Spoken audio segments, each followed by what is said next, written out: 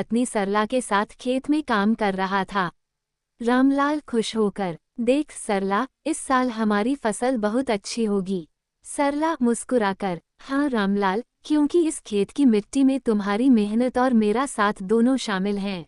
घर लौटे तभी सरला ने चिंता जताई। सरला, रामलाल, घर की लकड़ियां खत्म हो गई हैं, कल ही जंगल से लानी होंगी। रामलाल, चिंता मत कर, मैं सुबह सुबह ही जंगल चला जाऊंगा। अगली सुबह रामलाल जंगल में लकड़ियां काटने पहुंचा। तभी उसने झाड़ियों से कराहने की आवाज सुनी। रामलाल चौंककर, अरे ये तो एक कुत्ता है और बहुत बुरी तरह घायल भी है। लाल ने उसके घाव को पानी से धोया और सहलाने लगा। तभी वहां एक साधु प्रकट हुए।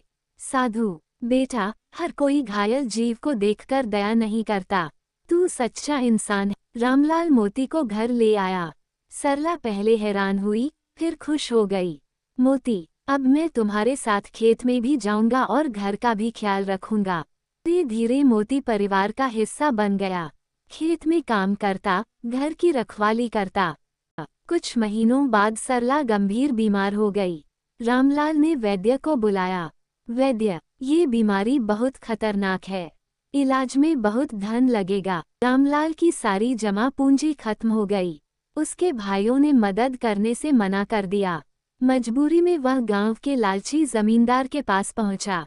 जमींदार हंसते हुए, ठीक है, मैं धन दूंगा, लेकिन बदले में तेरी जमीन गिरवी रखनी होगी, ब्याज 50% रहेगा। रामलाल बेबस होकर, मेरे पास और कोई चारा नहीं। रामलाल जैसे ही घर लौटा, मोती बोला, मोती, रामलाल, जमींदार की बात मत मानो, मैं तुम्हारी मदद कर। रात में मोती जंगल भाग गया और सुबह लौटा एक चमकती हुई जड़ी बूटी के साथ।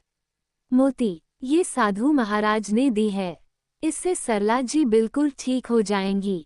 नरेटर, जड़ी बूटी खाते ही सरला की सेहत लौट आई। साधु ने मोती को कुछ चमत्कारी बीज भी दिए थे। रामलाल ने उन्हें खेत में बोया। कुछ ही दिनों में खेत में सोने जैसी फसल लहराने लगी। गांव वाले दंग रह गए।